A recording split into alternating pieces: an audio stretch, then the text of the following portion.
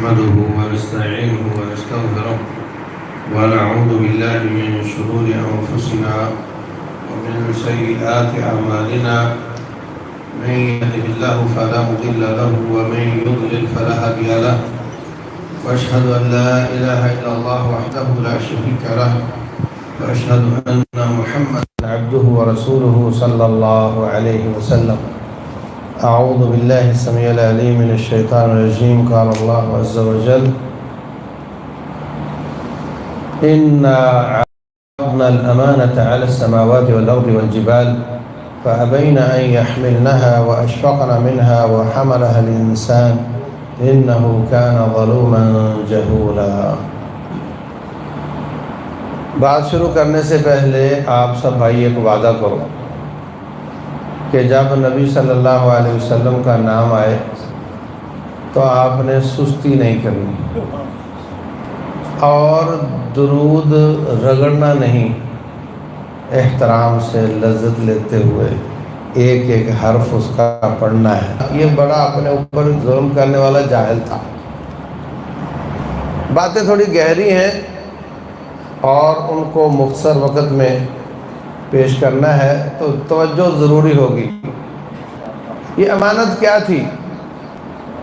ساری مخلوقات، آپ آسمان ہے، پتھر ہے، آپ کا خیال ہے نہ سنتا ہے نہ بولتا ہے، مگر یہ اللہ تعالیٰ کی عبادت کرتا ہے. آپ کہتے ہو میں جا رہا تھا پہاڑی علاقے میں، وہاں سلائیڈنگ تھی تو سارا دن مجھے وہیں لگ گیا. اللہ فرماتے ہیں وَإِنَّ مِنْهَا لَمَا يَهْبِطُ مِنْ خَشْيَةِ اللَّهِ. یہ تو اللہ کو سجدہ کر رہا تھا. آپ کہتے ہو پہاڑ سے چشمہ پھوٹ پڑا، بہت مزہ آیا. اللہ میں فرماتے ہیں وَإِنَّ مِنْهَا لَمَا يَشَّقَّقُ فَيَخْرُجُ مِنْهُ الْمَاءُ. یہ تو اللہ کے خوف سے رو رہا تھا. تو ساری مخلوقات اللہ تبارک و تعالیٰ کی تسبیح بیان کرتی ہیں. سبح للہ ما فی السماوات و ما فی الارض وَإِن مِّن شَيْءٍ إِلَّا يُسَبِّحُ بِحَمْدِهِ وَلَكِن لَا تَفْقَهُونَ تَسْبِيحَهُمْ. ہر چیز میری عبادت کرتی ہے اور تسبیح بیان کرتی ہے مگر تمہیں سمجھ نہیں آتی.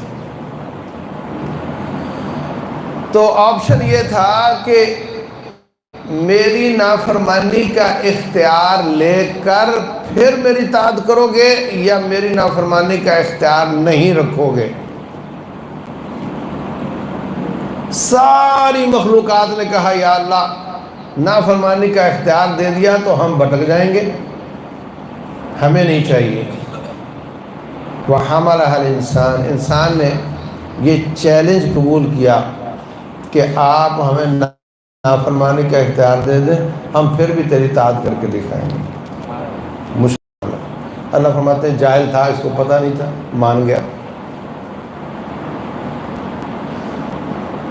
لیکن اختیار نہ ہو اور طاعت کرو اور اختیار ہو اور طاعت کرو، ان میں بڑا فرق ہوتا ہے. مثلا نابینا کہے میں فلم نہیں دیکھتا اور آنکھ والا کہے میں فلم نہیں دیکھتا، یہ فرق ہوتا ہے. گونگا کہے میں گانے نہیں گاتا اور زبان والا کہے میں گانے نہیں گاتا، یہ فرق ہوتا ہے. جوان کہے میں بدکاری نہیں کرتا اور بڈھا کہے میں بدکاری نہیں کرتا، یہ فرق ہوتا ہے.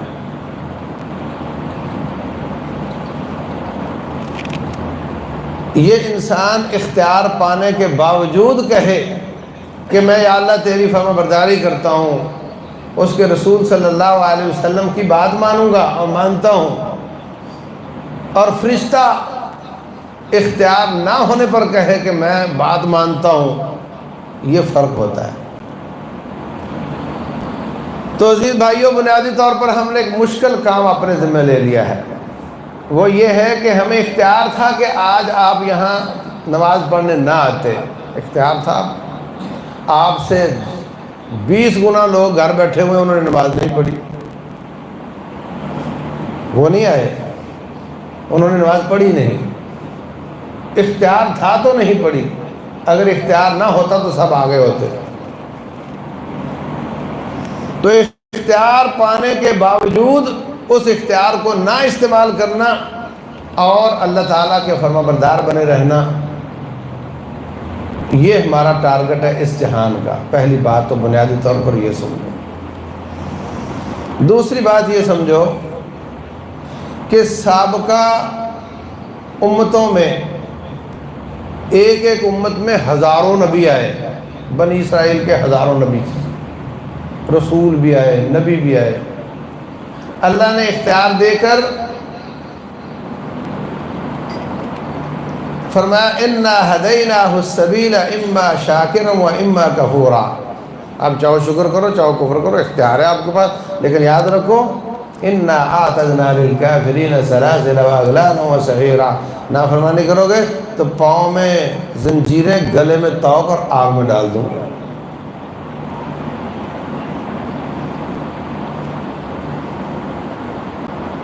اور اگر طاعت اور فرما برداری کرو گے تو پھر اللہ تعالیٰ کا مہمان بنو گے۔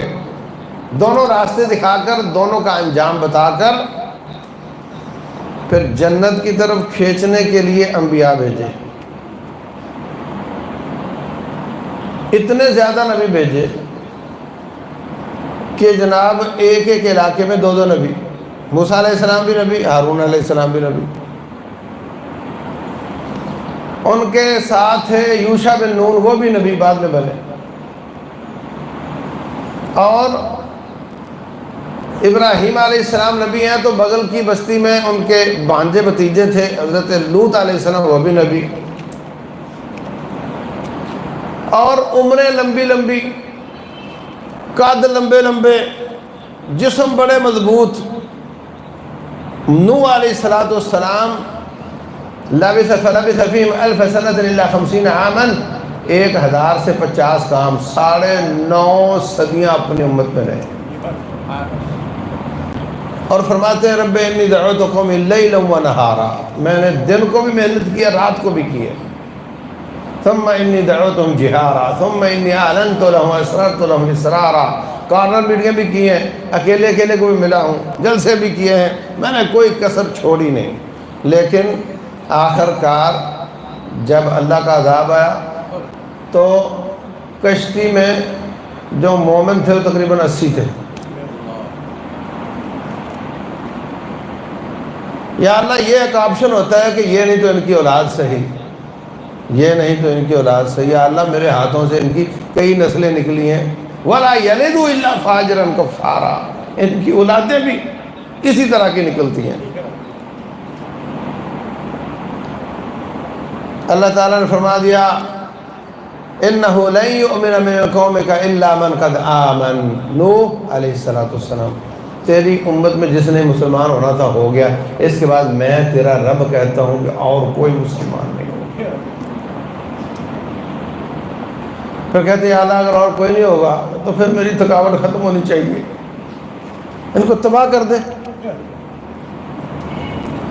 تو عزیز بھائیو، 9.5 صدیاں اور دن رات کی محنت اور لمبا قد اور بڑا مضبوط جسم، اور نتیجہ 80 لوگ، اور ہماری امت میں 63 سال عمر، اور علاقہ ساری دنیا، اور زمانہ قیامت تک کے لیے، اور نبی صرف ایک۔ کیا بنے گا اس امت کا، کیا بنے گا؟ دیکھو نا، آپ اندازہ لگاؤ، وہاں ایک مخصوص علاقے کے لیے آئے اور مخصوص وقت کے لیے آئے، اور عمر بھی لمبی، محنت بھی بہت زیادہ، اور ہمارے نبی علیہ السلام پوری کائنات کے لیے آئے۔ یا ایھا الناس انی رسول اللہ الیکم جمیعا، میں تم سب کے لیے ہوں، اور قیامت تک کے لیے خاتم النبیین بنا کر بھیجا، ان کے بعد اور کوئی نبی نہیں آئے گا۔ تو اس امت کا کیا بنے گا؟ اس کا جواب اللہ تعالیٰ نے دیا، کنتم خیر امہ، تم بہترین امت ہو، جو کام سابقہ نبی کرتے تھے اس امت کا ایک ایک فرد کرے گا۔ اخرجت للناس، تمہیں گھر بیٹھنے کے لیے نہیں بنایا، تمہیں لوگوں کے لیے نکالا گیا ہے۔ کس کام کے لیے؟ تأمرون بالمعروف وتنہون عن المنکر، تمہارا کام نیکی کا حکم دینا، برائی سے منع کرنا۔ تو یہ کام ہر فرد کا ہے، صرف علماء کا نہیں، صرف تبلیغی جماعتوں کا نہیں، صرف طالب علموں کا نہیں۔ فرمایا بلغوا عنی ولو آیا، مجھ سے ایک آیت سنتے ہو نا تو وہی آگے پہنچاؤ۔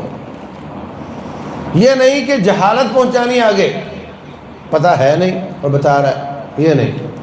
ایتھینٹک بات ہو، پکی بات ہو، اس کا یقین کر لینا ہے، اس کے بعد اس کو آگے پہنچانا۔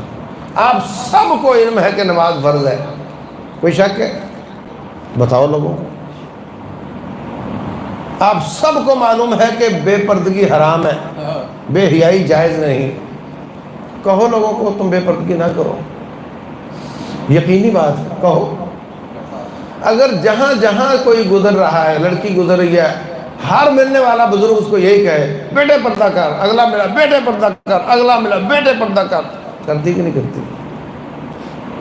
اگر ہم ہار گئے،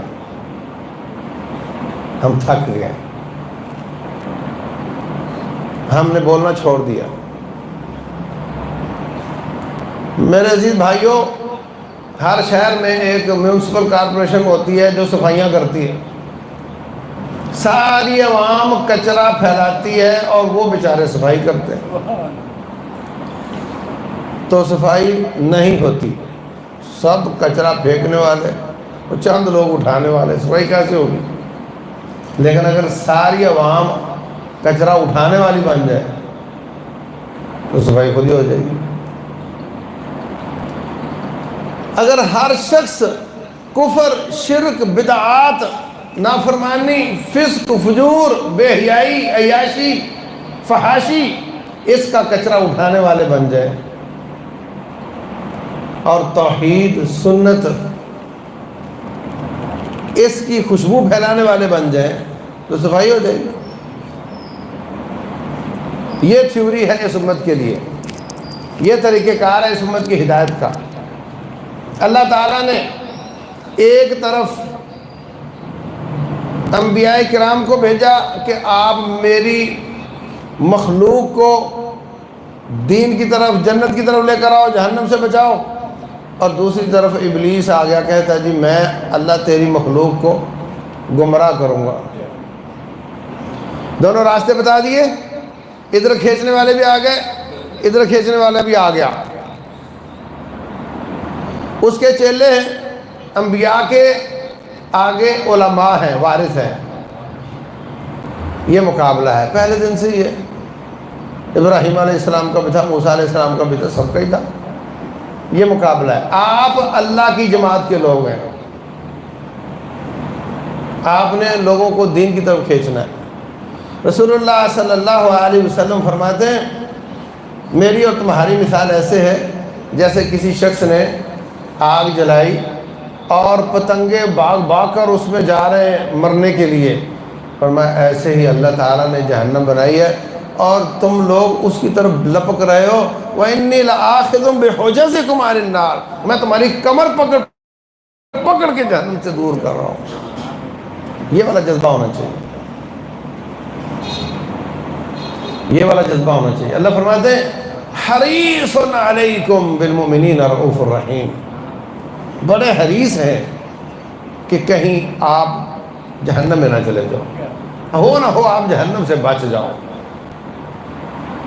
بڑے حریص ہیں۔ اللہ اکبر، کتنے حریص ہیں، اللہ اکبر۔ ایک باریک سی بات بتاؤں آپ کو، امید ہے سمجھ جاؤ گے۔ اللہ تبارک و تعالیٰ فرماتے ہیں کہ جب جہاد ہو،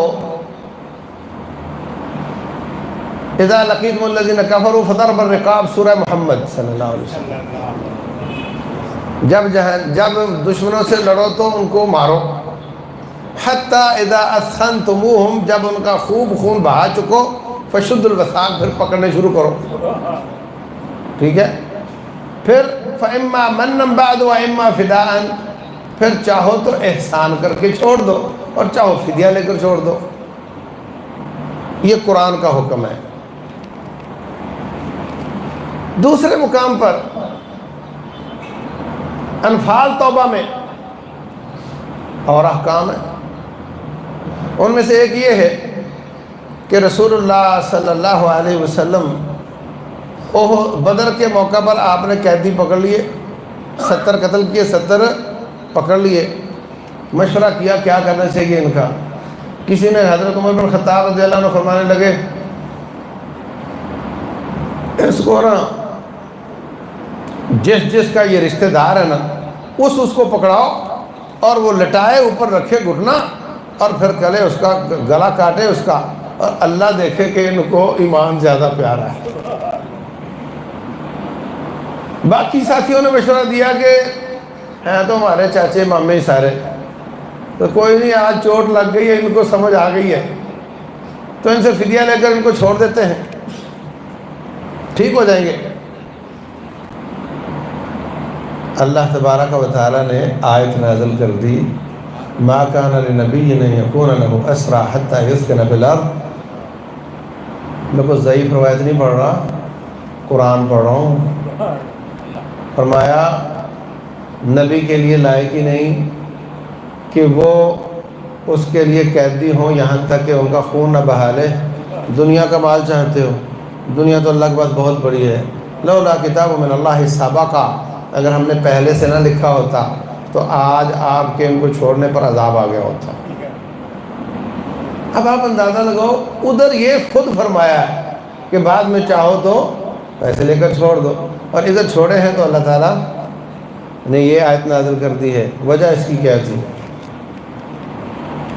وجہ یہ تھی کہ وہاں شرط حتی اذا اثخنتموہم، جب خوب خون بہا چکو، جب ان کی کمر توڑ چکو، جب ان کو دوبارہ اٹھنے کے لائق نہ چھوڑو، پھر پکڑنے شروع کرو. اور بدر میں یہ وقت آنے سے پہلے پکڑ دکڑ شروع ہو گئی تھی. سمجھ آئی بات؟ ہوا یہ کہ ابا ادھر تھا، بیٹا ادھر تھا، بیٹا ادھر ہے، ابا ادھر ہے، چاچا ادھر ہے تو بھتیجا ادھر ہے. تو جب دیکھا نا جنگ کا پانسا پلٹ گیا تو چاچا بھتیجے کو کہتا بیٹے مجھے جلدی جلدی پکڑ لو ورنہ کوئی مار جائے گا. قانون یہ تھا کہ جس کو پکڑنا شروع کر دیا اب اس کو کوئی مارے گا نہیں، محفوظ ہو گیا. تو پکڑ لیے. اب اللہ تبارک و تعالیٰ یہ فرما رہے ہیں کہ جب تم نے پہلے تو پکڑنا نہیں تھا ان کو جب تک ان کی کمر نہ ٹوٹتی، اب اگر پکڑ لیے ہیں تو پکڑ کر کاٹ دیے ہوتے. اب اگر نہیں کاٹنے تو دو آپشن ہیں تمہارے پاس. رسول اللہ صلی اللہ علیہ وسلم کو فرمایا بارگیننگ ہوئی، سودا ہوا. ہاں کہا اگر یہ چھوڑے تو اتنے ہی اگلے سال تمہارے شہید ہوں گے، اور اگر وہ بچانے ہیں تو ان کو قتل کرو. دو آپشن مل گئے. رسول اللہ صلی اللہ علیہ وسلم نے ان کو چھوڑنے والا آپشن قبول کیا، اگلے سال 70 شہداء کا آپشن قبول کیا، ان کو چھوڑنے کا آپشن قبول کیا. کیوں کیا؟ اس لیے کہ ان کو چھوڑوں گا یہ بھی مسلمان ہو جائیں گے، یہ بھی میرے ساتھ جنت میں چلے جائیں گے، اور اگلے سال 70 شہید ہو کر وہ بھی جنت میں چلے جائیں گے. یہ ہے حرص کہ یہ کسی طرح جنت میں چلے جائیں. میرے 70 ساتھی شہید ہو جائے قبول ہے، میرا ماتھا پھوٹ جائے قبول ہے، میرا دانت مبارک ٹوٹ جائے قبول ہے، میں اپنی جان پہ برداشت کر لوں گا، مگر میں چاہتا ہوں کہ یہ بھی میرے ساتھ جنت میں چلے جائے. یہ جذبہ ہے لوگوں کو مسلمان کرنے. اللہ اکبر. ایسے نہیں فرما دیا حریص علیکم، وہ بڑے حریص ہیں تم پر کہ کوئی شکل نکلے کہ یہ کافر مسلمان ہو جائے. اللہ اکبر. رسول اللہ صلی اللہ علیہ وسلم فرماتے ہیں لِكُلِّ نَبِيٍّ دَعْوَةٌ مُسْتَجَابَةٌ، ہر نبی کو ایک دعا کا آپشن دیا گیا ہے، عقیدہ ٹھیک کر لو اپنا، یہ نہیں کہ جو چاہے نبی فرما دے ہو جاتا ہے۔ ابراہیم علیہ السلام ساری زندگی بیٹا مانگتے رہے، نہیں ملا، آخر 100 سال سے اوپر مجھے پھر ملا۔ زکریا علیہ السلام ان کی بیوی بانجھ ہو گئے، پھر ملا، ساری زندگی مانگتے رہے۔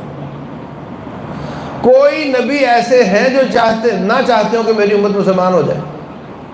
ہاں بولو، سب چاہتے تھے، سب ان کے لیے دعائیں کرتے تھے، قبول ہوئیں؟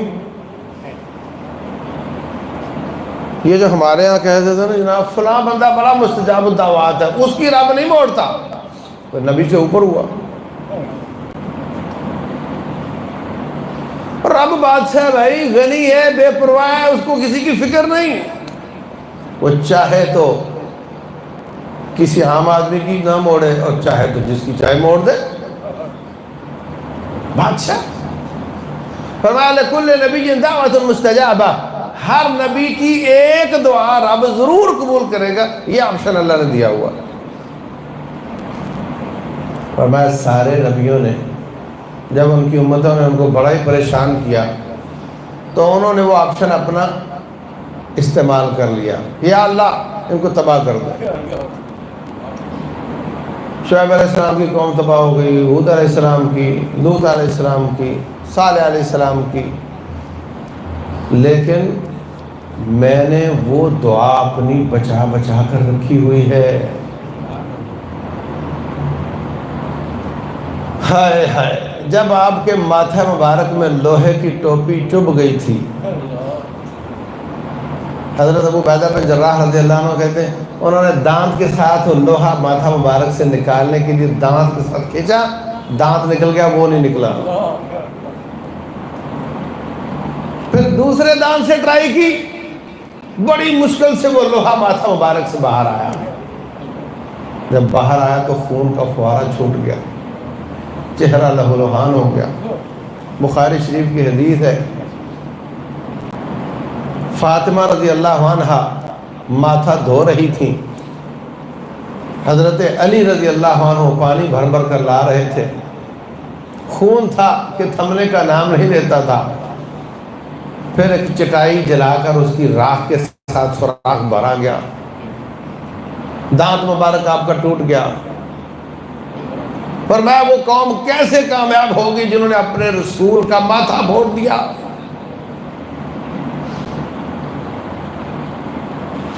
لیکن اس وقت بھی وہ آپشن استعمال نہیں کیا، جان پہ برداشت کر لیا۔ جب 90 کلومیٹر کا پیدل سفر کر کے طائف گئے تھے،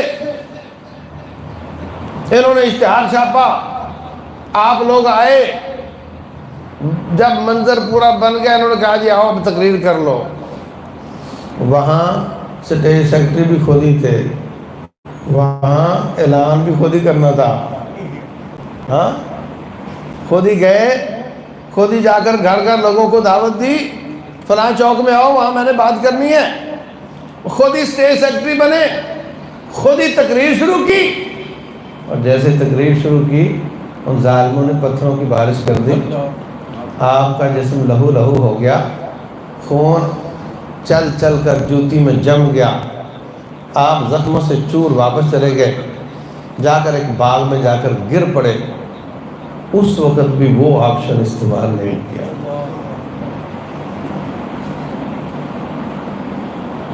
جب 3 سال کے لیے آپ کو قید کر دیا گیا تھا، ایسی جیل میں جس میں چھت نہیں تھی،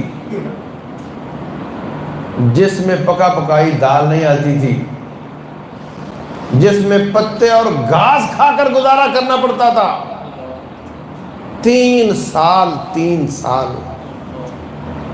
اس وقت بھی آپ نے وہ دعا والا آپشن استعمال نہیں کیا کہ یا اللہ یہ کیا مصیبت ہے، تباہ کر دے ان کو، جان چھوڑے۔ فرمایا لکل نبی دعوت مستجابہ، سب نبیوں کو ایک دعا کا آپشن ملا کہ جو مانگیں گے ملے گا، ہر حالت میں وہ دعا قبول ہوگی۔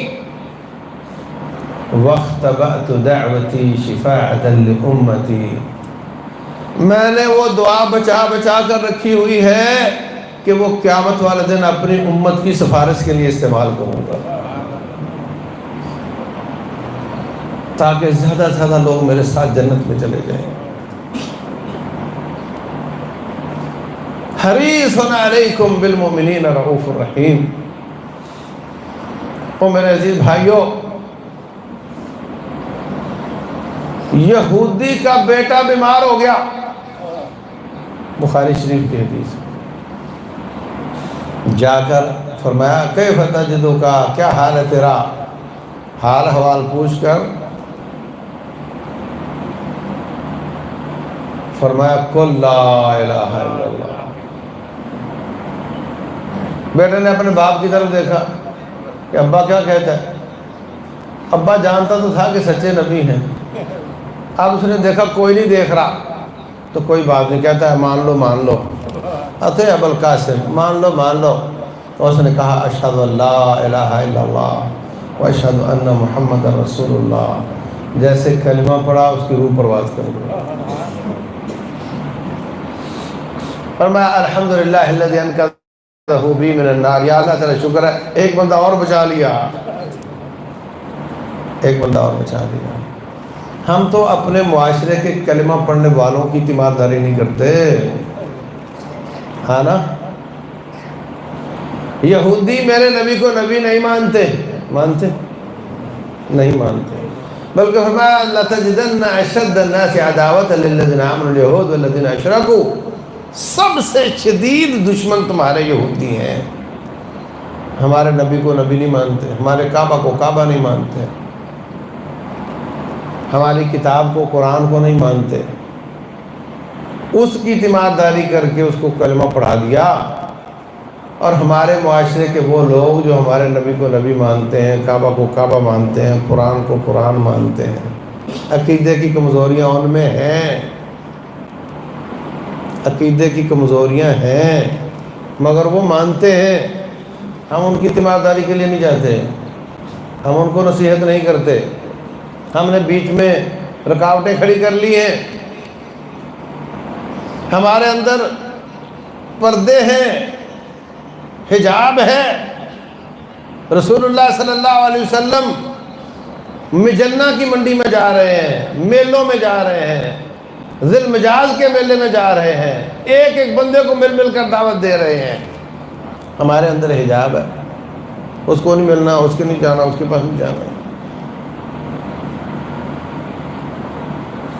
یہ والا جذبہ، یہ والی حرص اب ان کے بعد ایک ایک فرد میں ہونی چاہیے، اور یہ کام واجب ہے، فرض ہے۔ اب مت سمجھو کہ کوئی بات نہیں، اپنی نماز پڑھو، اپنے روزے رکھو، جنت مل جائے گی، ایسا نہیں ہے، یہ کام واجب ہے۔ اس کی میں آپ کو 3 دلیلیں دیتا ہوں۔ کتنی؟ 3 دلیلیں دیتا ہوں۔ اللہ تبارک و تعالیٰ فرماتے ہیں وَاسْأَلْهُمْ عَنِ الْقَرْيَةِ الَّتِي كَانَتْ حَاضِرَةَ الْبَحْرِ، اے نبی علیہ السلام، یہ جو آپ کے مدینہ میں یہودی بستے ہیں، ان سے پوچھو کہ تمہارے ابے دادے جو تھے وہ جو مچھلیاں پکڑتے تھے ہفتے والے دن، تو ان کا کیا قصہ ہے، پوچھو نا ذرا ان سے۔ یہودیوں کی عبادت کا دن ہفتہ ہے، ہفتے والے دن مچھلیاں پکڑنے سے منع کیا تھا، انہوں نے جگاڑ کر لیا، ہیلا سازی کر لی، ہفتے والے دن مچھلیاں زیادہ ہوتی تھیں، جانور سمجھدار ہوتا ہے۔ اب بعض علاقوں میں کبوتروں کا شکار منع ہے، وہاں کبوتر ڈرتے ہی نہیں، ان کو پتہ ہے انہیں کسی نے پکڑنا نہیں، تو ہفتے والے دن نہیں پکڑتے تو اوپر اوپر نظر آتی تھی۔ تأتیہم حیتانہم یوم سبتہم شرعا ویوم لا یسبتون لا تأتیہم، تو انہوں نے کہا کہ ہفتے والے دن نظر آتی ہیں، بعد میں نظر نہیں آتی، کیا کریں؟ ہیلا کرو۔ ہیلا یہ کیا کہ ہفتے والے دن کانٹا لگا دیتے، مچھلی لگ جاتی، اتوار والے دن جا کے نکال لیتے۔ اب مولوی صاحب کہے گا تم نے مچھلی اتوار والے دن پکڑی؟ کہا کہ ایسے کام کا میں نے تو اتوار والے دن پکڑی ہے۔ مولوی بیچارہ چپ ہو جائے گا۔ بنی اسرائیل کے 3 گروپ بن گئے۔ کتنے؟ آپ کے میرے بھی 3 ہی گروپ ہیں، وہی جو ان کے تھے۔ ابھی ہم نے غور کرنا ہے کہ ہم کس گروپ میں ہیں، اور پھر یہ گروپ کرنا، یہ اندازہ لگانا ہے کہ پھر اس گروپ کا انجام کیا ہے۔ ایک گروپ تو وہ جو ہفتے والے دن ہیلے سازی کے ساتھ مچھلیاں پکڑتا تھا،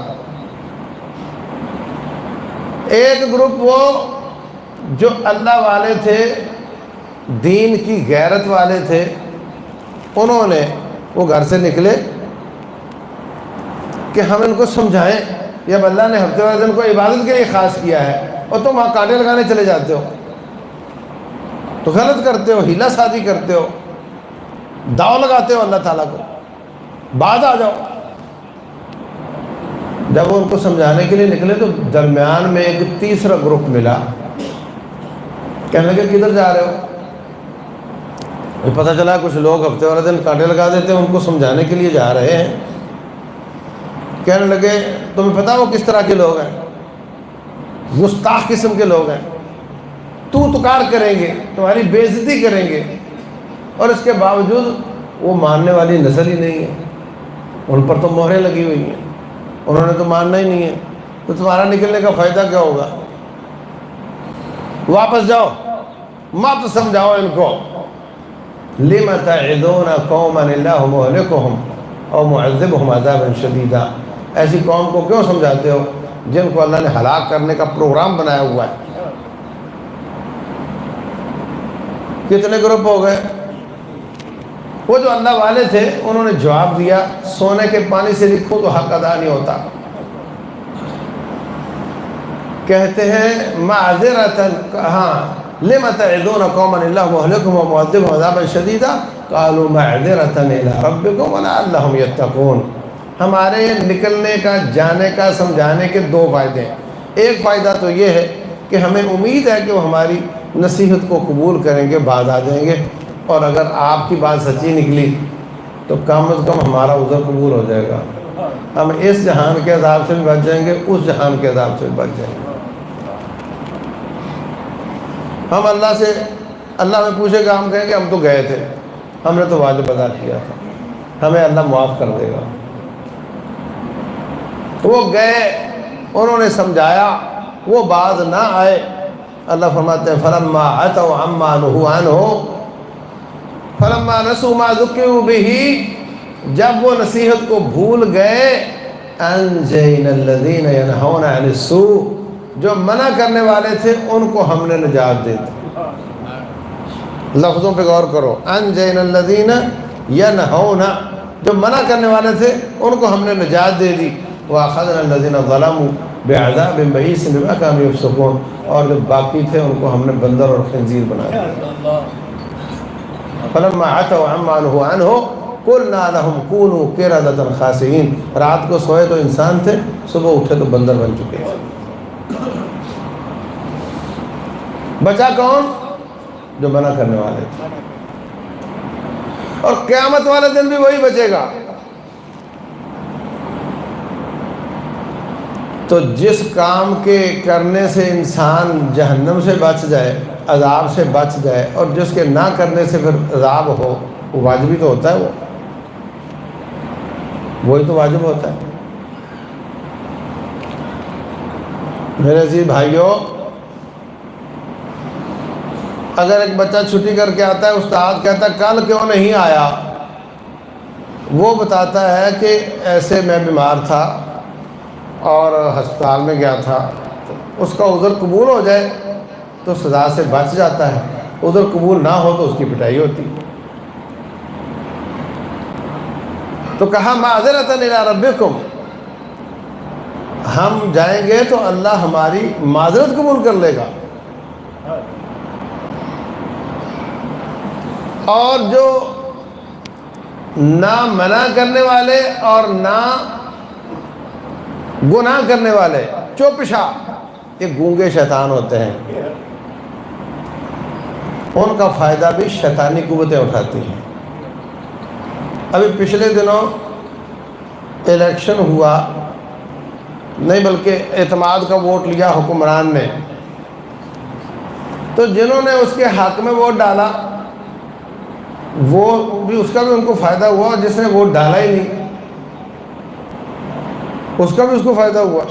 جس نے مخالفت میں ڈالا اس کا نقصان ہوتا ہے، جو آئے نا اس دن اس کا فائدہ بھی وہی اٹھاتے، اور جو ان کے حق میں ووٹ ڈالے اس کا فائدہ بھی وہ اٹھاتے۔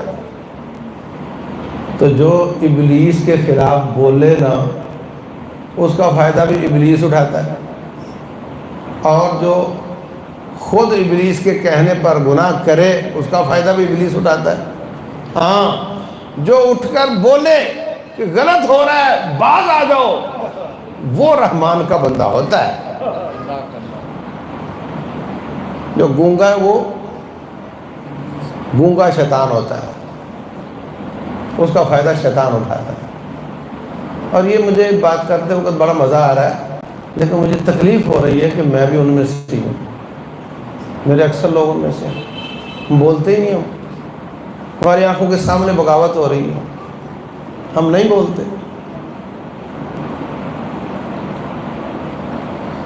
بازار بڑے پڑے بے حیائی سے، ہماری تنخواہ سے ہمارے بچے بچیاں بے حیائی والے کپڑے خرید کر لاتے ہیں، اور ہم دیکھ رہے ہوتے ہیں۔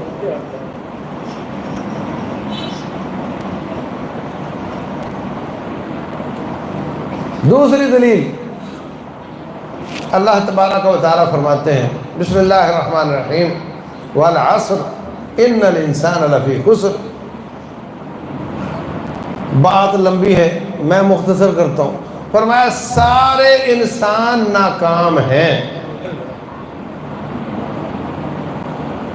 4 پیپروں میں پاس ہونے والے کامیاب ہیں، 3 والے نہیں، 2 والے نہیں، سارے انسان ناکام ہیں، 4 پیپر پاس کرنے والے کامیاب ہیں۔ پہلا پیپر الا الذین آمنوا، انشاءاللہ یہ سارے ایمان والے ہیں، تو کوئی زیادہ کسی کا کم، تو انشاءاللہ پاس مارک تو مل ہی جائیں گے۔ ہاں، وعملوا الصالحات، سب نمازی ہیں تو انشاءاللہ نیکی کرنے والے میں بھی کوئی نہ کوئی گزارا چل ہی جائے گا۔ تیسرا پرچہ ہے وتواصوا بالحق، وہ حق کی تلقین کرتے ہیں۔ اس میں بتاؤ کتنے نمبر لوگ ہیں؟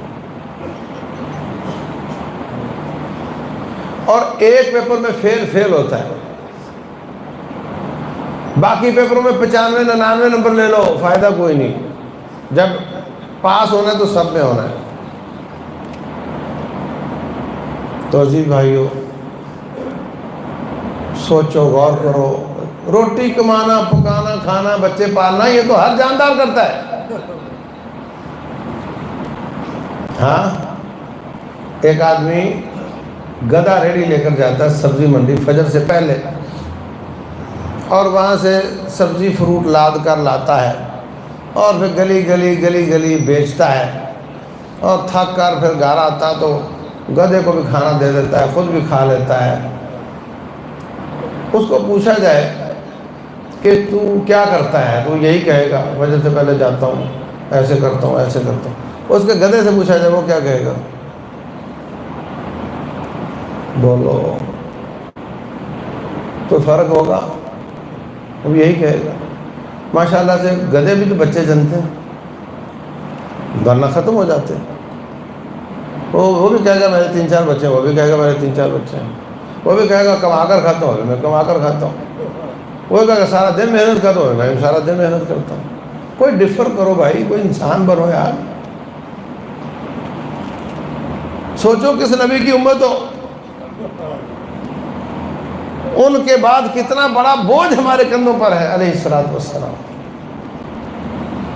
وہ واجب ادا کرو گے تو پھر فرق ہوگا۔ پھر سمجھو، ہم کہیں گے گدھا کہے گا میں تو خالی کماتا کھاتا بچے جانتا ہوں، یہ کہے گا نہیں میں نبیوں والا کام بھی کرتا ہوں۔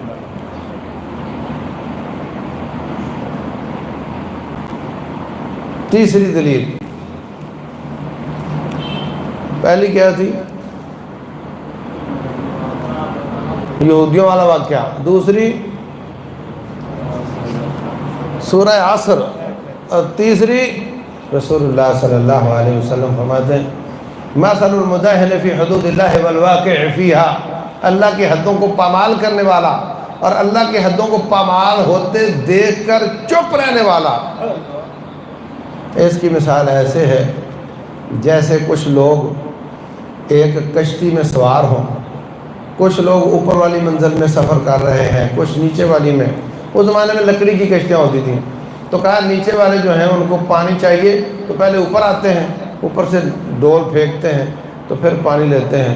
اوپر والے کہتے ہیں تم بار بار آتے ہو، ہماری نیند خراب کرتے ہو، تو وہ کہتے ہیں بھئی ناراضگی والی کوئی بات نہیں، پانی تو اصل میں نیچے ہے، تو میں ابھی کلہاڑا لیتا ہوں، سرا کر لیتا ہوں، پانی پانی ہو جائے گا، میں اوپر نہیں آتا۔ تو فرمایا اگر وہ اوپر والے یہ کہیں ٹھیک ہے بالکل تیرا کمرہ ہے، انڈیویجول کیس ہے، جو چاہو کرو، تو فرمایا بیڑا سب کا غرق ہوگا۔ پانی یہ نہیں کہے گا کہ کلہاڑا کس نے چلایا تھا اور کس نے نہیں چلایا تھا، بیڑا سب کا غرق ہوگا۔ اور فرمایا اگر وہ نیچے جائیں اس سے سوری کریں اور اس کا ہاتھ پکڑ لیں، معذرت کریں کہ نہیں بھئی آپ 10 بار آؤ، آپ یہ کام نہ کرو، فرمایا وہ بھی نجات پائیں گے، یہ بھی نجات پائیں گے۔ تو بھائیو یہ بیڑا گھر کرنے والا کام ہے۔ آپ مت خوش ہو کہ میں نمازی ہوں، میرا عقیدہ ٹھیک ہے، جب تک یہ واجب ادا نہیں کرتے۔ آخر میں یہ بتانا چاہتا ہوں کہ واجب کیسے ادا ہوگا۔ قرآن حکیم اتھینٹک کتاب ہے، ذالک الکتاب لا ریب کتاب ہے، جہاں سے چاہو اٹھا کر اس کی بات شروع کر دو، فکر کی بات نہیں۔ کوئی آیت اس کا معنی سمجھو، فجر پڑھ کر جاؤ، گھر والوں کو کہو میرے آنے سے پہلے سب بچے نماز پڑھ لیں، بچیاں بچے تو ساتھ آ جائیں گے، جا کر قرآن نکالو، قرآن حکیم ترجمے والا 3 آیتوں کا ترجمہ پڑھ لو، جس کو اردو آتی ہے وہ انہی 3 آیتوں کو بار بار پڑھ لے، اگلے دن اگلی 3 آیتیں، اگلے دن اگلی 3 آیتیں، قرآن سے گزر جاؤ۔ آپ نے کم از کم اپنے بچوں تک اپنا واجب ادا کر دیا۔ بخاری اور مسلم سارے اہل سنہ والجماعہ کا اتفاق ہے کہ اس میں کوئی روایت ضعیف نہیں۔ کتابیں تو بہت ہیں مگر یہ لا ریب کتابیں ہیں۔ سارے اہل سنہ والجماعہ کا اتفاق ہے کہ اس میں کوئی روایت ضعیف نہیں۔ کسی حدیث کو ہفتے میں 2 حدیثیں وہ بھی ساتھ پڑھنا شروع کر دو، آپ کا واجب ادا ہوگا۔ گھر میں بچوں کو ان کی تربیت پر غور کرو، گھر میں کیا میڈیا چل رہا ہے، بچے موبائل پر کیا دیکھتے ہیں، کمپیوٹر پر کیا دیکھتے ہیں، برائی اس کو منع کرو، آپ کا واجب ادا ہوگا۔ بھانجے بھتیجے محلے کے بچے جہاں جہاں آپ کر سکتے ہو کرو، آپ کا واجب ادا ہوگا۔ کسی دن، ہفتے والے دن، جمعے والے دن، اتوار والے دن چائے کی پیالی پہ 10-12 لوگ بلا لیے، کسی طالب علم کو بلا لیا، وہ واز کرے گا، واجب آپ کا ادا ہوگا۔ ایسا بھی ہو سکتا ہے۔ چھپی چھپائی دعوت کتاب کی شکل میں، کسی سی ڈی کی شکل میں، کسی وہ موبائل پر خطبہ فارورڈ کر کے اس کو بھیج کر حدیث کی تصویر بنائی بھیج دی، آپ کا واجب ادا ہوگا، آپ کا واجب ادا ہوگا۔ اور اس وقت ہم ماں باپ سے زیادہ ٹائم موبائل کو دیتے ہیں، اس پر اس کے ذریعے آپ پکی اتھینٹک بات کو، جھوٹی بات کو، شک والی بات کو نہیں بھیجنا. آگے بھیجو، آپ کا واجب ادا ہوگا. ضروری نہیں کہ آپ عالم دین ہو اور آپ کو تقریر کرنے کا فن آتا ہو. آپ اس طریقے سے اپنا واجب ادا کر سکتے ہیں. ہر جگہ پر جہاں وائلیشن ہو رہی ہے، جہاں اللہ اور اس کے رسول صلی اللہ علیہ وسلم کی نافرمانی ہو رہی ہے، آپ کی غیرت بھڑکنی چاہیے. آپ فوراً منع کریں، بیٹے یہ غلط ہے، میں نہیں مانتا. تو انشاءاللہ اس طریقے سے ہمارے چاروں پرچے پورے ہو جائیں گے اور ہم انشاءاللہ کامیاب ہو جائیں گے. اللہ تبارک و تعالی ہم سب کو کامیاب کرے. رب ذوالجلال اپنے واجب ادا کرنے کی توفیق دے. اور جو شخص نبیوں والے کام کرتا ہے، نبیوں کے قدموں کے نشان پر چلتا ہے، انشاءاللہ ان کا ساتھ نصیب ہوگا. اللہ ہمیں ان میں سے کر دے. واللہ اعلم وصلی اللہ وسلم وبارک علی نبینا محمد.